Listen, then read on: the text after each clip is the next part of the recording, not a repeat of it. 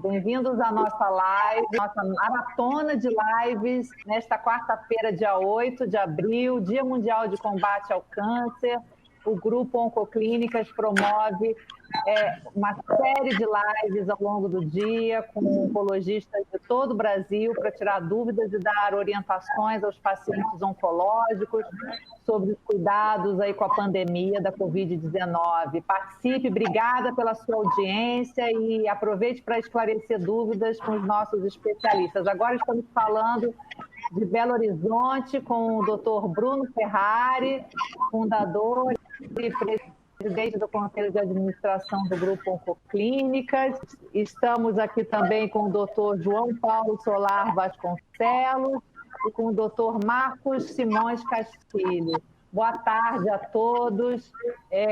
Vou começar com o Dr. Bruno. O Dr. Bruno já participou de várias das nossas lives, mas eu gostaria de repetir essa pergunta sobre como o senhor está entendendo esse momento inédito do mundo, de tanta apreensão, de tanta preocupação com a pandemia, e como isso está transformando a rotina dos pacientes oncológicos, como isso está sendo lidado no Grupo Oncoclínicas, de que maneira vocês estão vivendo isso aí em Belo Horizonte e também nos nossos 11 estados aí em que estamos presentes.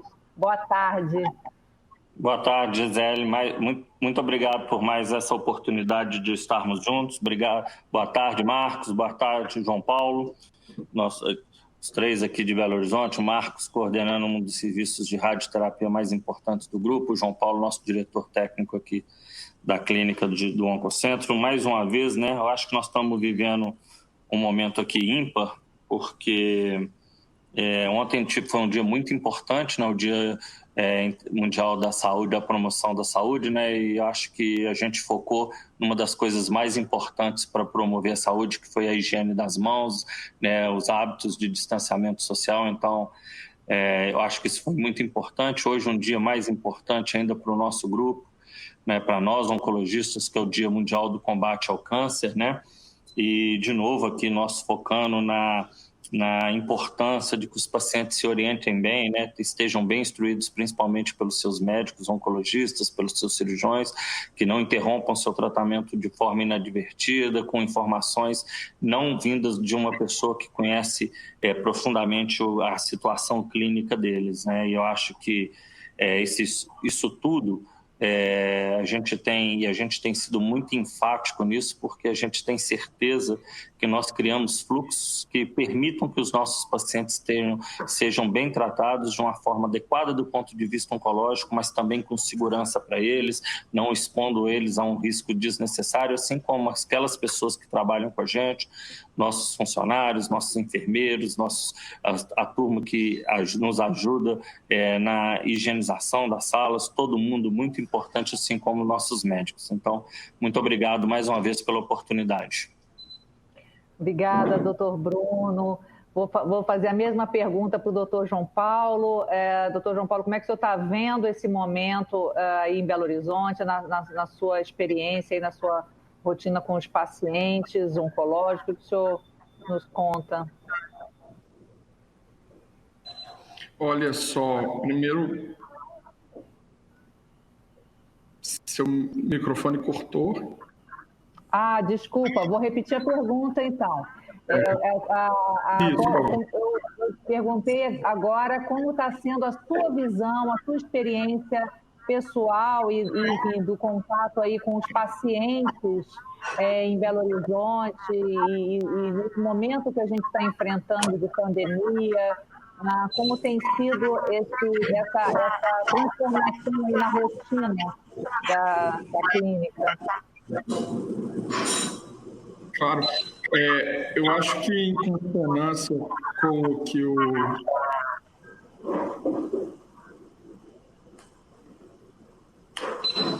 Acho que o sinal da internet não está ruim. Eu vou passar, então, para o doutor Marcos essa primeira pergunta, até o doutor João Paulo acertar ali o problema técnico dele, então. Doutor Marcos, como é que o senhor está vendo esse momento aí, especialmente em radioterapia, como tem sido essa rotina? Bom, boa tarde a todos, primeiramente. E realmente é um momento delicado, onde as pessoas, de uma forma geral, estão inseguras. Existem muitas dúvidas e a gente, no dia a dia, vem dando apoio aos pacientes, né, para que tenham segurança de comparecer à clínica para tratamento. Mas eu concordo com tudo que o Bruno pontuou e é importante que as interrupções, se houverem, elas estejam monitoradas pela equipe médica, então que nenhum paciente tome por conta própria a opção de parar o tratamento. A radioterapia é muito dependente da sequência diária de tratamento, então uma interrupção não programada pode atrapalhar muito o tratamento. Então, o nosso papel atualmente tem sido de dar segurança e de garantir que nenhum paciente tenha contágio dentro da nossa clínica, onde o ambiente está completamente monitorado e nós estamos tomando todas as precauções para que os tratamentos aconteçam com toda a segurança. Perfeito, obrigada, doutor Marcos. Doutor João Paulo, acho que não conseguimos aí resolver o problema técnico do João Paulo. Doutor João Paulo, está com a gente? Nós não estamos conseguindo ouvi-lo. A gente está com esse probleminha técnico, mas a gente volta. Já vou passar, então, a próxima pergunta para o doutor Bruno. Doutor Bruno, o senhor já reforçou a questão da importância de tratamentos oncológicos não serem interrompidos. Como que o senhor avalia, doutor Bruno, os impactos que podem ocorrer com eventuais interrupções de tratamentos que teriam chances brutais de resultados, de cura, e mesmo exames diagnósticos que poderiam estar detectando tumores em estágio mais precoce? Como é que você está vendo esse momento aí de adiamento? Vou começar pelo final do diagnóstico, né? Existem doenças que são muito agressivas e meses, semanas podem fazer diferença entre o ponto de cura e não. Então, a gente continua salientando que pacientes que estão com sintomas, que sejam sugestivos da doença, que devam conversar com seus médicos, que devam procurar os serviços e fazerem os seus diagnósticos. Então, a gente acha que isso é muito importante, né? E aí, sim, dado o diagnóstico, se estava em fase de diagnóstico, talvez seja importante complementar esse diagnóstico, porque esse tempo pode fazer diferença. Como a gente está vivendo uma situação muito nova e não sabe por quanto tempo ela vai se perdurar, né? Então acho que é importante que a gente não perca também, talvez, oportunidades, né? Janelas de curas para os nossos pacientes. Em relação aos tratamentos oncológicos, e aí eu acho que o Marcos também vai falar uma coisa que é muito importante do ponto de vista da radioterapia, vou deixar para ele, mas do ponto de vista oncológico, a gente segue protocolos. E esses protocolos, eles são feitos para que a gente consiga o máximo de lesão tecidual, de lesão da célula tumoral naquele período. Então, a gente esticar estes intervalos pode significar em perda da ação terapêutica daquele tratamento que a gente estava utilizando naquele momento e por períodos até mais longos, até criar até mecanismos de resistência. Então, de novo, o importante o oncologista é aquela pessoa o oncologista do paciente é aquela pessoa mais indicada para falar o que fazer nesse momento. Então, a gente continua falando que vai ter que individualizar, as coisas vão ter que ser feitas com muito critério, com muito equilíbrio, para que a gente não comprometa o tratamento oncológico e também não exponha nossos pacientes a risco. Obrigada. Doutor João Paulo, será que a gente já consegue ouvi-lo melhor? Perfeitamente. Muito bom. Bem-vindo. Bem-vindo, doutor. Obrigado. Então, a gente já adiantou um pouquinho a conversa aqui, mas eu queria saber a sua opinião, enfim, a sua visão sobre esse momento que nós estamos atravessando, aí, a transformação de rotina dos pacientes, essa questão da interrupção aí de tratamentos oncológicos, da importância de não serem interrompidos, né? Como é que o senhor está vendo aí em Belo Horizonte, doutor João Paulo? Olha, não há dúvida nenhuma que a gente está enfrentando uma situação única, né? Todos os grandes líderes do planeta estão chamando essa epidemia como o grande desafio da nossa geração. E os nossos pacientes, muitos deles vivem os grandes desafios da vida deles todos os dias durante um tratamento oncológico. Então, essa epidemia, essa pandemia veio se somar à luta diária de cada um desses pacientes. Então, reforçando aqui o que o Bruno e o Marcos já disseram anteriormente, a nossa função como oncologistas, a nossa função como uma clínica, como um serviço e como um grupo que ajuda esses pacientes a vencer essa batalha e a lutar essa batalha, que é a luta contra o câncer, é promover a maior segurança possível para esses pacientes. E todos os dias nós estamos agindo, pensando, adaptando, avaliando a situação e trazendo essa segurança para os pacientes. Então, acho que a nossa função principal é trazer a tranquilidade de que não existe uma recomendação, nenhuma recomendação formal por nenhuma sociedade de que a gente deve adiar qualquer tipo de tratamento ou qualquer tipo de investigação de um câncer neste momento, e que a melhor pessoa para fazer a recomendação para os pacientes são os seus médicos, idealmente o médico oncologista. O Bruno acabou de citar, o Marcos citou da mesma forma, a importância de se manter os intervalos programados de tratamento. Isso tudo é baseado em muito estudo, em estudos de eficácia, em estudo de toxicidade, em estudo de melhor forma de fazer o tratamento, de se obter um sucesso para algo que é uma batalha pessoal de cada paciente, que é o tratamento de um câncer. Acho que nossos pacientes são grandes heróis hoje, estão batalhando duas grandes batalhas e nós vamos ajudá-los de todas as formas que for possível. Obrigada, doutor. Doutor Marcos, aproveitando esse assunto ainda, até o doutor Bruno citou que o senhor poderia detalhar melhor, especialmente a questão da radioterapia, da importância dos tratamentos serem mantidos, né, mesmo durante a epidemia. Como é que o senhor poderia complementar essa avaliação dos efeitos que podem prejudicar tanto os tratamentos no caso de uma interrupção brusca aí devido à pandemia? O que acontece, né, é que os tratamentos com radioterapia, eles normalmente envolvem, de um modo geral, existem exceções, né, mas normalmente envolvem várias sessões seguidas. Óbvio que se pudéssemos entregar a dose inteira de radiação de uma vez, a gente faria isso e tornaria o tratamento mais conveniente. Então, o motivo de a gente fracionar o tratamento é justamente para que o paciente tolere a dose que a gente vai entregar, para que os tecidos normais tolerem a dose e recuperem do nosso dano.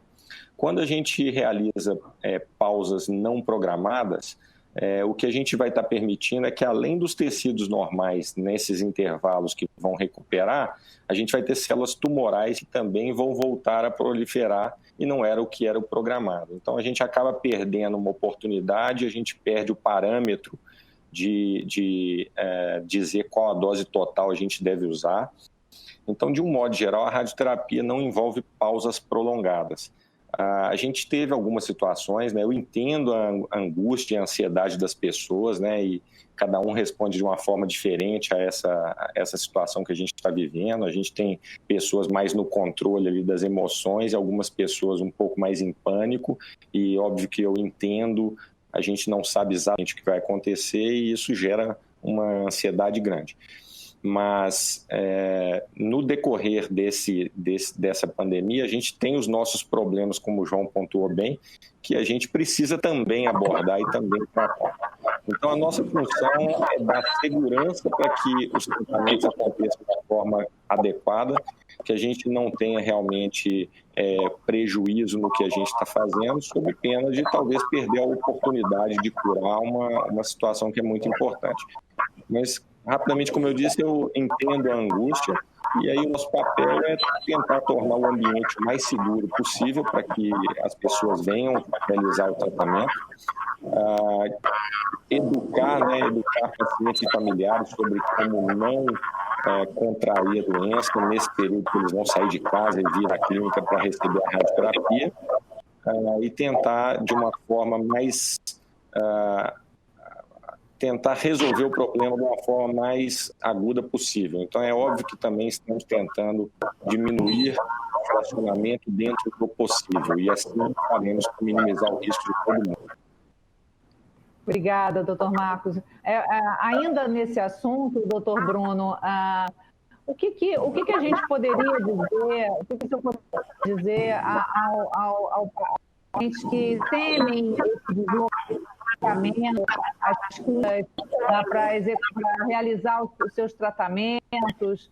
É natural que existe essa angústia, já que existe uma recomendação para haver um cuidado aí com o distanciamento. Que medidas que o Grupo Oncoclínicas tem tomado para preservar essa segurança dos pacientes e evitar contágios?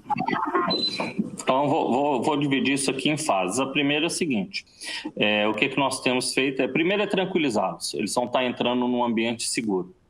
O que a gente tem feito? A gente tem feito uma pré-triagem, a gente tem ligado para os pacientes um dia antes, saber se eles têm algum tipo de sintoma relacionados a uma possível infecção por coronavírus, e se assim for, a gente faz as orientações necessárias, até mesmo para que eles não se coloquem em risco e não coloquem em risco outras pessoas. Então, esse é o primeiro aspecto. Na clínica, a gente também faz uma pré-triagem para isso.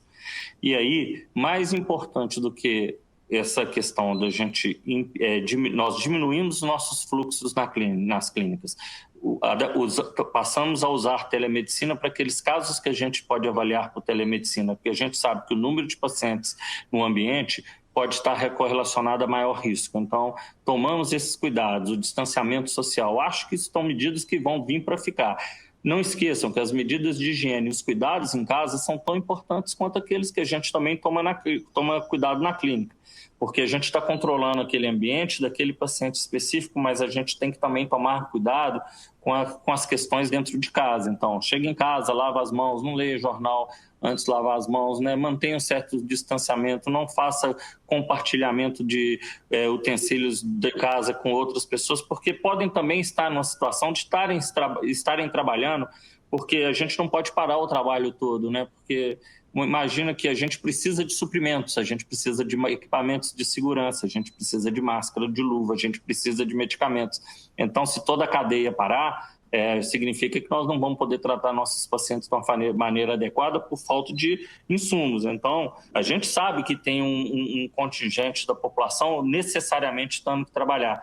A gente prega muito mais o cuidado do distanciamento social, do que a gente falar, não podemos sair de casa. Se não precisar, não saia. Se não precisar sair de casa, se não precisar ter contato com outras pessoas do seu círculo familiar ou de suas amizades, não faça agora. Tente evitar o máximo de contato de um momento de infecção neste momento. Então, são todos cuidados, mas que no dia a dia servem para todo mundo, servem para todos, servem para os nossos pacientes oncológicos, servem para os nossos funcionários, servem para nós mesmos médicos. Então, eu acho que esse processo de educação e de uma nova conduta social, ele vai ser importante para que a gente minimize isso, Os transportes públicos, a gente sabe que estão muito cheios. Se conseguir evitar de pegá-los ou outros métodos, eu tenho que ir por transporte público mesmo.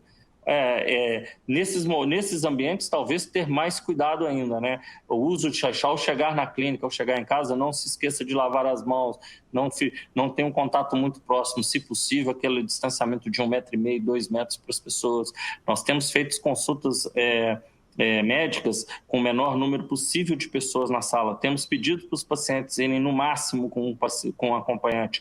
São todas medidas que vão ser muito importantes, talvez não agora, mas nas próximas semanas. Perfeito, obrigada. Doutor João Paulo, a gente já começou a receber algumas perguntas aqui das redes sociais. Gostaria de que o senhor respondesse algumas que já estão aqui comigo. A Regina, ela está em tratamento oncológico, ela faz uso do tamoxifeno Ela fez uma viagem recente aos Estados Unidos e, desde então, ela está em isolamento domiciliar, tomando todas as precauções necessárias. Ela está sem sintomas, mas ela precisa voltar, ela precisa trabalhar, né? Ela precisa voltar, ela quer saber se ela se mantém em casa, se ela está em um grupo de risco. O que o senhor aconselharia a Regina, além de conversar com o médico? Eu acho que esse é o primeiro conselho, talvez o mais importante, né?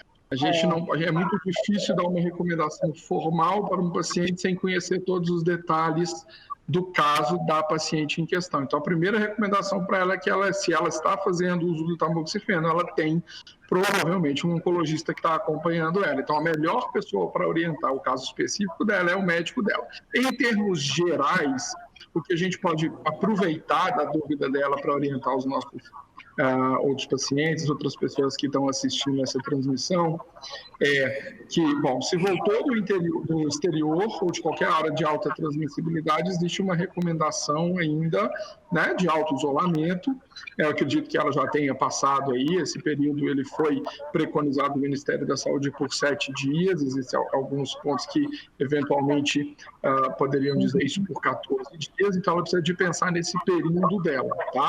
O tamoxifeno por si só não é uma das drogas que a gente considera imunossupressoras. Ele não vai fazer as contagens de células dela abaixarem, não vai aumentar o risco para ela relacionado diretamente ao tratamento. Agora, a avaliação de risco dela tem que ser maior do que isso. A gente precisa de entender a idade dela, qual que é o contexto do uso do tamoxifeno. Ela está tomando o tamoxifeno como um tratamento adjuvante, um tratamento preventivo, ou ela está tratando alguma doença que existe no organismo dela. Isso tudo vai modular esse risco, as outras eventuais comorbidades que ela tiver, a idade dela. Por isso que especificamente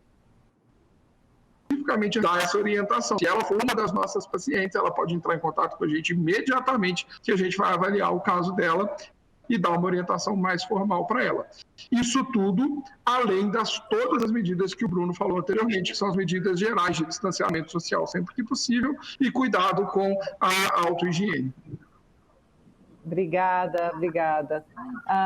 Doutor Marcos, uma dúvida bastante frequente que a gente tem recebido aqui dos pacientes nas mídias sociais, nas lives, com relação ao contato com a mesa de radioterapia, com o equipamento, né?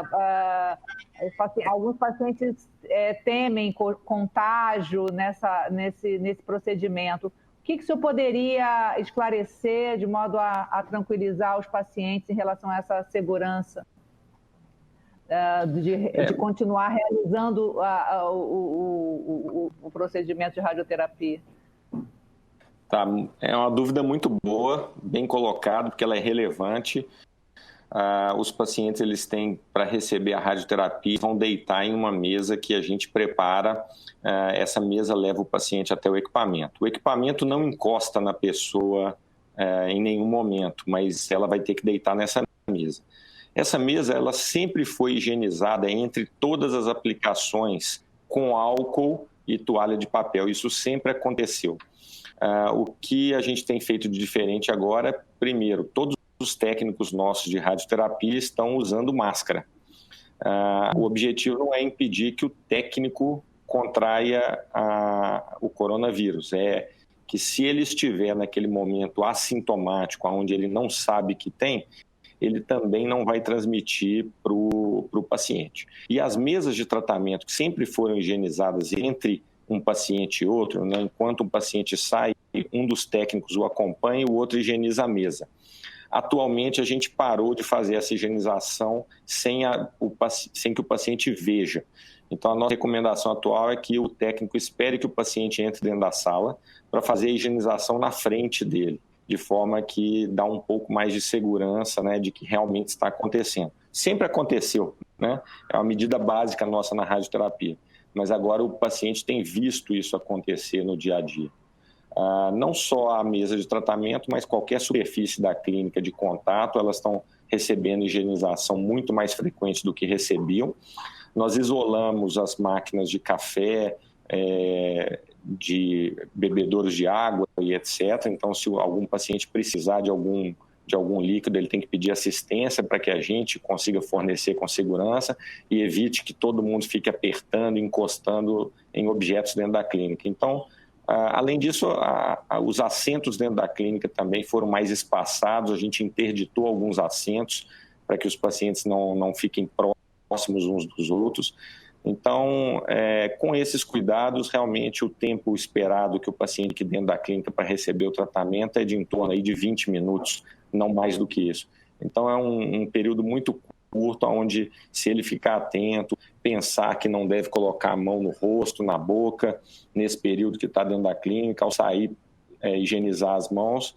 De novo, a gente tem a ambição, né, de que a gente não tenha nenhum contágio de coronavírus dentro da clínica, tá bom? Perfeito, obrigada. Doutor Bruno, um ponto bastante relevante é em relação ao diagnóstico de Covid-19 em pacientes com câncer. Quais seriam essas medidas na eventualidade de esse paciente testar positivo para o Covid-19? Que tipo de priorização vai ser dada nos tratamentos? Isso é uma dúvida recorrente que temos tido. E também, aproveitando para comentar, muitos pacientes perguntam sobre a cloroquina, que é o medicamento que tem sido aventado na hipótese do tratamento para pacientes com casos mais graves, muito embora haja cautela aí no uso do medicamento, porque está em fase de testes. Como o senhor poderia avaliar esse cenário de diagnóstico e desenvolvimento da infecção? Primeiramente, né, eu acho que a gente tem que dar uma notícia de tranquilizar nossos pacientes. Eu acho que o João Paulo tocou num ponto muito importante, que não é porque o paciente teve câncer ou está em tratamento de câncer, ele está num grupo de maior risco de desenvolver a forma mais grave da doença. Então, ele pode estar usando tratamentos que não são imunossupressores, ele pode não ter nenhuma tipo de comorbidade, ele pode não ser hipertenso, diabético, não ter sido fumante, todos os fatores que podem fazer com que a doença evolua de uma forma pior. Então, esse é o primeiro aspecto. O segundo a maior parte dos pacientes que vão ter coronavírus vão passar pela doença sem maiores problemas, mesmo os pacientes oncológicos.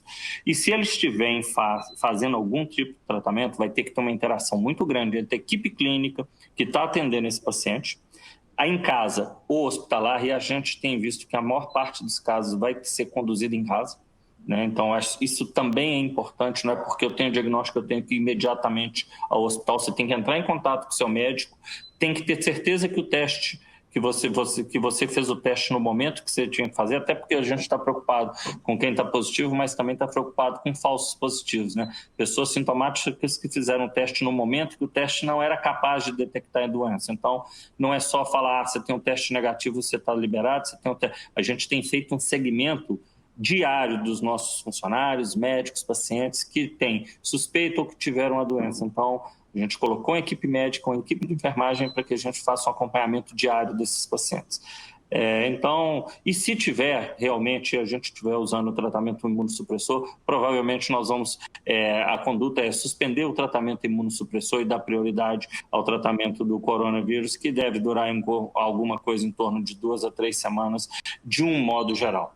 Em relação à hidroxicloroquina, assim, existem vários estudos, nós mesmos estamos conduzindo um estudo, não na fase avançada, mas sim na fase inicial da doença. Então, um estudo clínico que os pacientes vão receber hidroxicloroquina se estiverem positivo, então na forma precoce. A gente tem visto, de uma maneira geral, cada vez mais uma maior liberalidade da utilização. Ela tem, inclusive, tem sido a sua forma de aplicação tem sido cada vez mais liberada pelos órgãos de vigilância, né, do país. Então, de novo, a gente acha que pode ser uma boa oportunidade, talvez seja interessante começar assim que a doença começa de uma forma moderada, de novo, talvez. E aqui, mais uma vez, eu acho que é a coisa mais importante. Isso não é um medicamento para você ir na farmácia e comprar. Isso é um medicamento que seu médico vai te indicar, seu médico se ele achar que você precisa, ele vai administrar nas doses que são necessárias. Então, muito equilíbrio, muito cuidado com notícias de um lado, notícias do outro. A gente acha que é um tratamento promissor, acho que o oncologista está muito acostumado a lidar com tratamentos promissores, a gente está muito acostumado a participar de ensaios clínicos, procurando novos tratamentos, novas opções terapêuticas para os nossos pacientes. A hidroxicloroquina é mais uma droga dentro desse arsenal, dentro de uma nova situação que os nossos pacientes também estão vivenciando. Então, acho que ninguém melhor do que o médico daquele paciente para indicar ou não a droga. Particularmente, a gente tem visto, e de novo, a gente ainda não tem resultados importantes publicados e a gente fica um pouco mais resistente de falar isso. Esse é o tratamento, mas não quer dizer que nós não vamos usar, não quer dizer que não estamos utilizando. Acreditamos tanto que estamos conduzindo, inclusive, um estudo clínico para dar uma resposta para você, mas precisa se é importante ou não, e estamos atingindo uma população muito específica, que são pacientes oncológicos, em tratamento oncológico, com diagnóstico oncológico, numa forma mais precoce da doença em ensaios clínicos. Mas aqui, Gisele, se eu pudesse dar uma palavra para todos que estão falando sobre a droga, muito equilíbrio e muita individualização. Deixem os médicos decidirem qual é a melhor hora de entrar ou não com esse tratamento. Ótimo, obrigada. Doutor João Paulo, eu gostaria de... Oi? Desculpa, eu queria ouvir do João. O João tem estudado muito. Acho que você pode perguntar para ele, porque ele é um entusiasta do assunto. É isso, exatamente. Doutor João Paulo, o que você poderia complementar desse assunto? Acho que a colocação sua, né, Bruno? A gente tem discutido diariamente com várias, né, num fórum muito amplo com vários médicos do grupo do Brasil inteiro. Eu acho que uma coisa que cabe ressaltar aqui é que o grupo formou um comitê de crise com diretores técnicos de clínicas do Brasil inteiro, e em todos os dias existe reunião, sábado, domingo, sempre que for necessário, para poder uniformizar a conduta, discutir situações específicas, e o que o Bruno falou é perfeito. Infelizmente, a gente ainda não tem dados suficientes para poder fazer uma afirmativa definitiva sobre qual será o papel, ou qual é o papel do tratamento da hidroxicloroquina com ou sem azitromicina no tratamento desses pacientes. Isso tudo ainda está em estudo, o mundo inteiro está estudando isso. Eu acho que o mais importante agora é exatamente o que o Bruno falou: nós temos que ter tranquilidade com as autoridades de saúde, confiança nos médicos. Nós somos treinados para interpretar esses dados, para tratar dos infecciosos, para fazer balanço de risco e benefício de intervenções médicas. Nós somos capazes disso. E quando a gente tiver uma certeza, quando a comunidade científica tiver uma certeza absoluta, nós seremos as primeiras pessoas a divulgar essas certezas absolutas. Até lá, nós vamos ter que tratar caso a caso, exatamente como o Bruno falou. Perfeito, obrigada. Doutor Marcos, o senhor gostaria de fazer alguma consideração também nessa linha? A gente, de um modo geral, tem as pessoas têm muito medo do desconhecido, né? Então, à medida que a gente vai tendo mais informação do que vem acontecendo com a doença, dos resultados dos tratamentos e etc., eu acho que o medo a diminuir um pouco. Então, a gente está ainda numa fase de produção dessas informações e é por isso que, de um modo geral, as pessoas ainda estão inseguras com relação a isso. Mas tem muita notícia que espalha aí pelos grupos de mídias sociais e que não são verdadeiras. Então, a gente tem que tomar muito cuidado e, principalmente, o paciente que está em tratamento, confie no seu médico, né? O que o João colocou, acho que é realmente muito importante. As nossas clínicas do grupo Oncoclínicas estão tendo reuniões diárias, todos os dias, para tentar uniformizar as condutas e que todos estejam sabendo realmente o que está acontecendo em relação aos dados novos. Então, confie no seu médico, né? Acho que é a melhor pessoa para te assistir com relação às dúvidas entre esse risco de coronavírus ou sintomas e o tratamento oncológico, que é o que a pessoa realmente está precisando, né? Então, em caso de dúvida, entre em contato com os médicos. Perfeito, obrigada. Doutor Bruno, a gente está vendo várias perguntas aqui, muitas com relação à prevenção. Temos uma pergunta do Mário José Correia Santos. Ele é paciente, fez quimioterapia até janeiro de 2020, ele continua com hormonioterapia de 28 a cada 28 dias. Ele tem uma sessão agendada no dia 14 agora de abril, e ele pergunta primeiro se ele deve ir usando máscara. Doutor Bruno, o que o senhor diria? A gente está sem o som, doutor Bruno. Desculpa. A gente tem que conversar, ele vai ter que conversar. Eu acho que eu vou ser repetitivo e falar um pouco mais do mesmo. Então, ninguém melhor do que o médico dele para falar se ele pode ir ou não tratar, se ele deve ou não manter essa sessão e se ele deve ou não ir com a máscara, né? Depende do ambiente que ele está indo, qual clínica, qual hospital, quais são os fluxos, né? Então, isso vai ser muito dependente. Nós temos nossos fluxos próprios e eu precisava saber, a gente precisa saber. Tem pacientes tem pacientes que eu peço que vá com máscara, tem pacientes que eu vou dar máscara na clínica. Nossas equipes de atendimento no momento atual têm atendido com equipamento de segurança.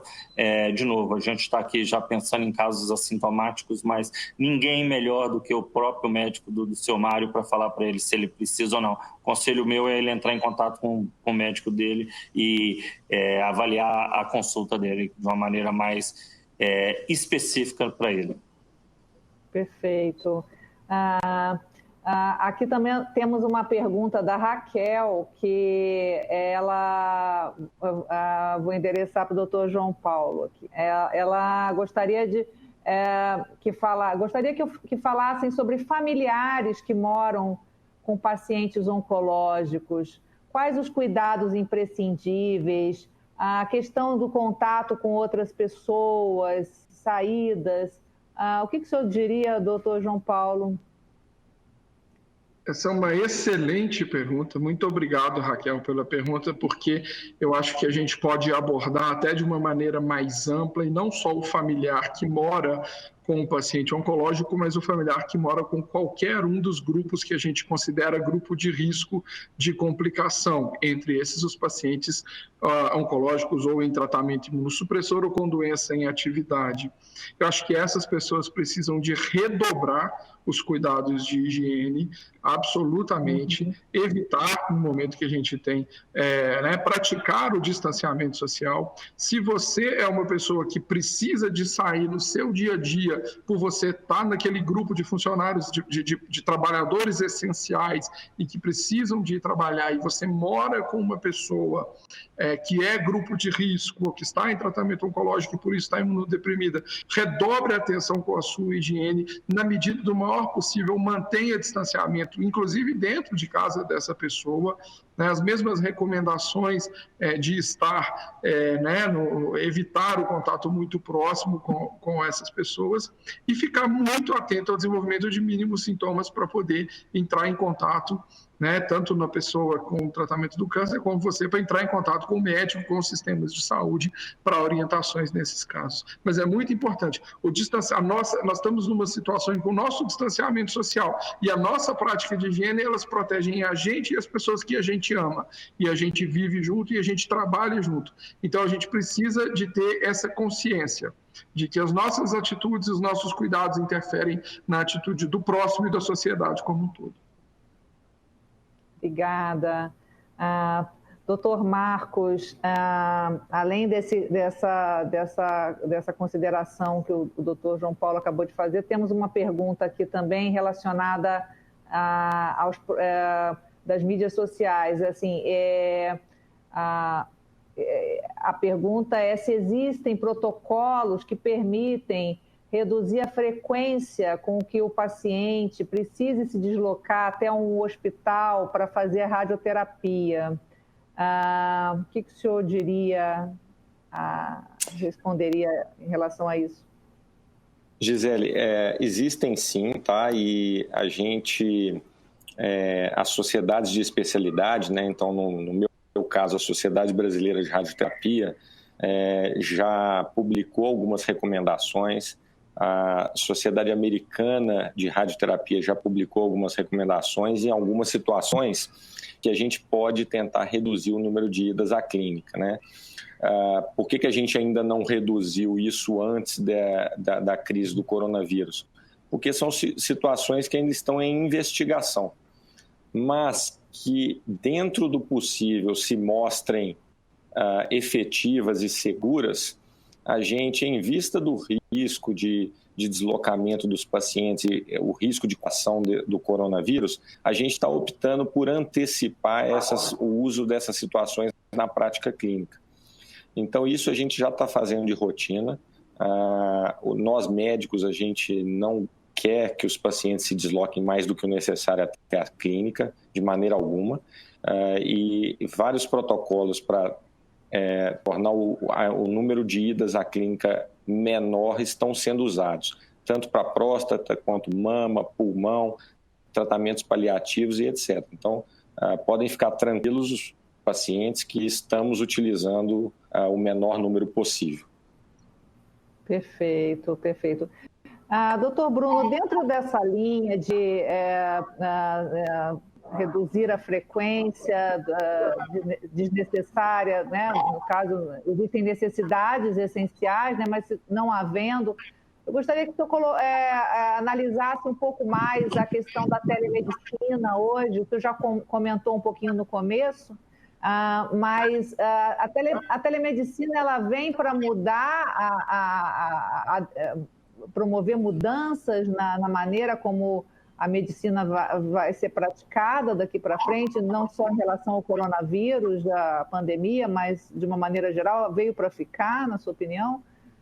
Nós temos falado de telemedicina há mais de um ano, né? Principalmente aqui no Brasil. A gente já tinha feito a gente tem alguns tumor boards, né? Algumas discussões de casos que a gente faz com o pessoal, com um grupo de oncologia do Dana-Farber, mas são discussões informais, que não deixa de ser uma maneira de telemedicina de conduzir casos específicos, mas que não sejam tratados como condutas definitivas para aqueles pacientes. Então, a gente estava discutindo, eu acho que o coronavírus veio de uma maneira, fez com que a telemedicina fosse regulamentada, nem que seja temporariamente, mas eu acho que isso não vai ter uma volta. E eu acho que ela acaba diminuindo as distâncias, sabe? A gente hoje, nós estamos aí há 15 dias usando telemedicina, tem se mostrado uma ferramenta bastante útil, principalmente para pacientes que não moram em Belo Horizonte. Nós temos pacientes de outras cidades, né, do interior, então isso tem facilitado. Muitas vezes a gente pede que esse paciente venha aos nossos consultórios para mostrar resultados de exames. Obviamente que a gente sempre vai estar fazendo exame clínico, mas a gente consegue, muitas vezes vai conseguir diminuir essas distâncias, né? Então, eu acho que, de um modo geral, ela veio e vai ficar, e ela vai diminuir distâncias, vai permitir que médicos compartilhem mais dados, mais resultados, mais informações de uma maneira segura, né? Nós não estamos aqui usando canais de internet abertos, né? Nós estamos usando ferramentas criptografadas que garantem toda a segurança dos dados dos pacientes, então isso é muito, muito importante. Então, de um modo geral, a gente levando isso tudo em consideração e achando que o coronavírus veio para que a gente regulamente, eu acho que ela vai ser mais bem regulamentada, mais bem definida. Nós estamos usando ela de uma maneira mais livre agora, mas isso vai acabar vindo, vai regulamentar, e eu acho que vai ser muito útil para todos, para os médicos e para os pacientes. Perfeito, obrigado, doutor Bruno. Doutor João Paulo, temos mais uma dúvida aqui da Alexandra Carvalho. É mais uma pergunta em relação a ser ou não grupo de risco, né? Assim, os pacientes têm muita dúvida em relação a isso. A Alexandra, ela tem uma doença hematológica crônica, ela não entra muito em detalhes, e ela pergunta se ela é grupo de risco para o coronavírus.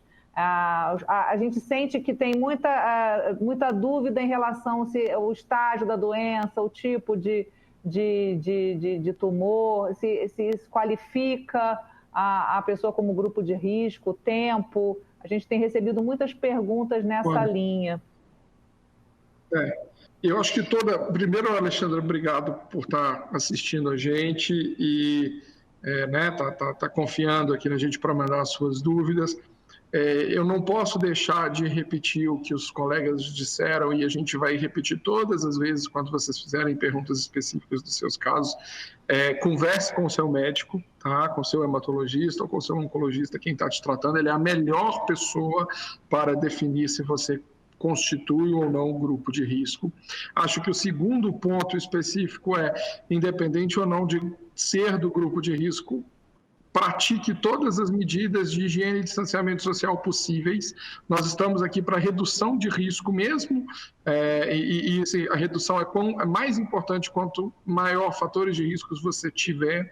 Lembre que a questão do grupo de risco não está associada apenas à doença hematológica ou oncológica, outras doenças como enfisema, a idade, hipertensão, constituem grupo de risco, então essa avaliação de risco tem que ser uma avaliação global e não específica.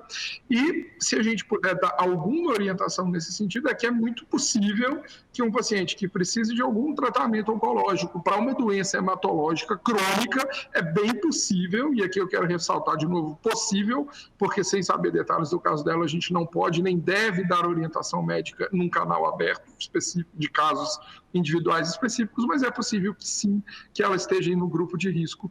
Então, mais uma vez, o reforço para ela conversar com o hematologista ou oncologista responsável pelo tratamento dela.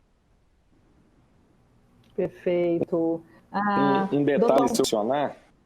Pois não, doutor Marcos. Se eu puder adicionar um detalhe, né? A pessoa que tem dúvida se é ou não do grupo de risco, eu acho que ela deveria se portar como sendo, significa tomar cuidados redobrados e etc., até que o médico dela a oriente mais adequadamente. Então, para a Alexandra, acho que ela deve se portar como sendo de grupo de risco até que ela seja melhor avaliada. Correto, João? Perfeito, Marcos. Obrigada, perfeito. Inclusive, doutor Marcos, aproveitando que o senhor já está aí na telona, né? A gente tem uma pergunta aqui das mídias sociais, assim, que é o seguinte, assim, a gente já falou um pouquinho disso, mas eu acho bom reforçar. O caso de diagnóstico positivo para coronavírus, um paciente que está fazendo terapia, ele deve suspender as sessões em caso de diagnóstico positivo? Então, a gente, graças a Deus, ainda não teve essa situação na clínica. A gente ainda não teve nenhum paciente com diagnóstico confirmado até o momento.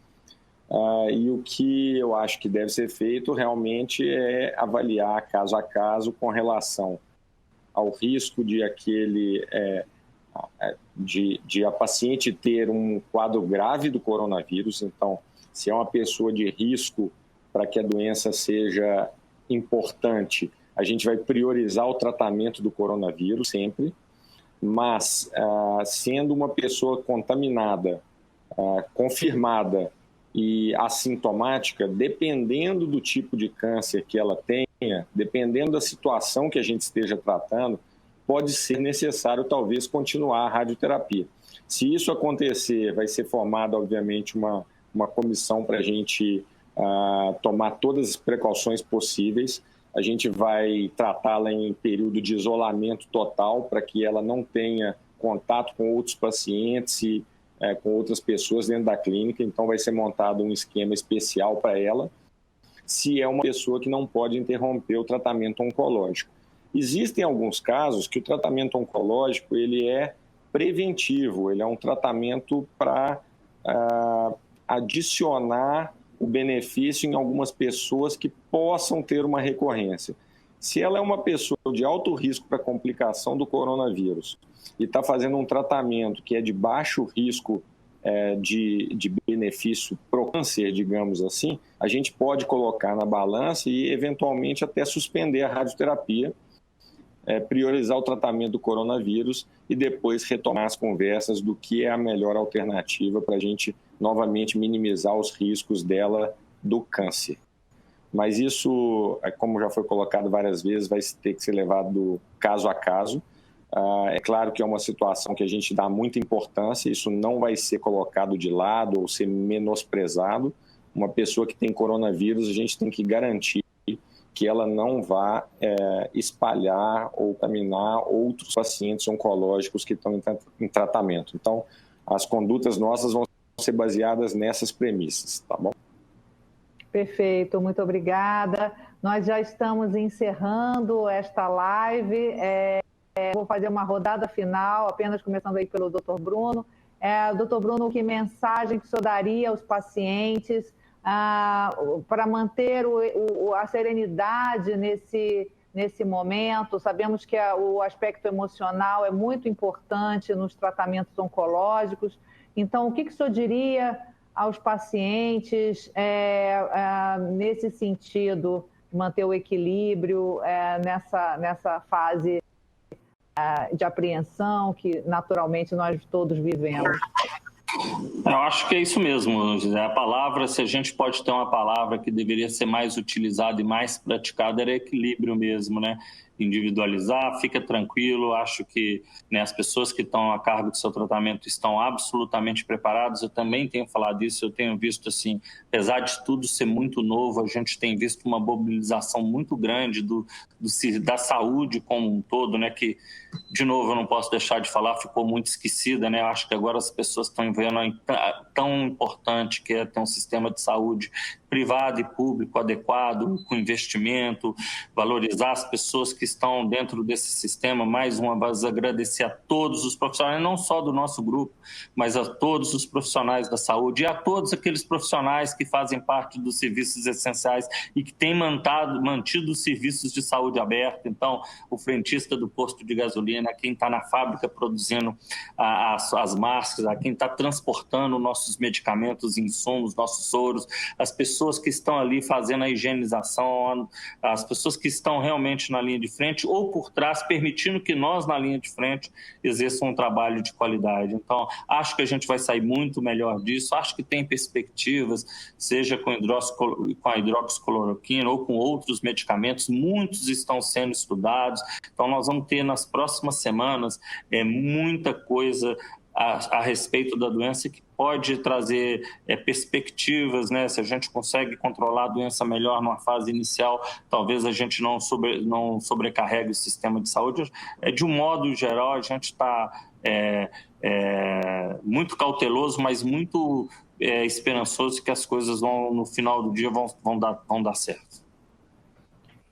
Obrigada, doutor Bruno. Doutor João Paulo, o que o senhor diria nessa mesma linha para acalmar os pacientes, informar os pacientes para, enfim, manter a serenidade nessa hora? Acho que o Bruno foi perfeito na colocação dele.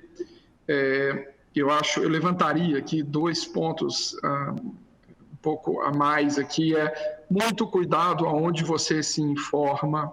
Infelizmente, a gente vê uma profusão de notícias sem evidência consolidada, de boatos, de fake news, coisas que acaba atrapalhando a nossa comunicação, a informação e a segurança, né? Nós estamos vivendo um momento desafiador, mais uma vez, é o grande desafio da nossa geração. Nós não só dentro do grupo Oncoclínicas, mas no Brasil nós temos um corpo grande de todos os profissionais de saúde muito bem formados, que estão muito bem informados e muito bem coordenados pelo Ministério da Saúde, pelas autoridades sanitárias, para informar e tratar dos nossos pacientes. Então, o que eu pediria é muito cuidado aonde você busca a sua informação, questione a origem da informação e vamos pensar, está todo mundo realmente num momento de tensão, num momento de dúvida, o medo e a ansiedade não são bons conselheiros, vamos respirar fundo e vamos atrás das pessoas que estão sabidamente preparadas do ponto de vista técnico para informar e para cuidar e para tratar. E um segundo ponto é que eu queria pedir que as pessoas, que os pacientes confiem em nós. Nós estamos aqui para cuidar de vocês, para tratar de vocês, para ajudar vocês a vencerem tanto a questão da batalha do câncer quanto essa epidemia. Então, confie na gente, porque nós estamos trabalhando com muita seriedade, com muita tranquilidade, baseado no que há de melhor e de mais seguro para vocês seguirem os seus tratamentos. Obrigada. Doutor Marcos, suas considerações finais. A gente já discutiu muita coisa aqui, gostei muito de tudo que foi colocado. Parabéns pela iniciativa da live, parabéns ao Grupo Oncoclínicas por estar permitindo que a gente tenha esse acesso às pessoas que a gente está tratando, né? E como o Bruno e o João colocaram, né, é importante que todos saibam que a nossa preocupação é com vocês e a nossa preocupação no momento com o coronavírus, ela é relevante, mas a gente continua preocupado com o problema que os nossos pacientes estão enfrentando, como foi colocado, e a gente está o tempo inteiro tentando minimizar os riscos para que as pessoas consigam receber o tratamento com segurança. Então, esse é o nosso objetivo no final do dia e, como eu disse, né, o nosso goal, né, o nosso objetivo principal é que ninguém se contamine dentro das nossas clínicas e nós estamos tomando todas as atitudes que são possíveis nesse sentido, tá bom? Espero que tudo dê certo para todos nós brasileiros no final do dia, como o Bruno colocou. Obrigada, doutor Marcos. Protegendo os nossos pacientes, a gente está nos protegendo também, né? Todo o time, então acho que isso é muito importante. É verdade, doutor Bruno. Inclusive, o doutor Bruno assina um artigo hoje na Folha de São Paulo que fala justamente disso, né? Para proteger temos que proteger todos. Né? Muito obrigada aos nossos especialistas. Muito obrigada à nossa audiência, fantástico a participação de todos. Continuem com a gente continua nessa maratona de lives dos especialistas do Grupo Oncoclínicas. Até às 8 da noite estaremos promovendo lives aqui, neste Dia Mundial de Combate ao Câncer e no esforço para esclarecer todas as dúvidas dos pacientes oncológicos nesse momento aí que estamos enfrentando no mundo todo de pandemia do Covid-19. Muito obrigada, doutor Bruno, doutor Marcos, doutor João Paulo. Obrigado, Zé. Boa tarde. Obrigado, Marcos. Obrigada. Muito obrigado. Obrigado.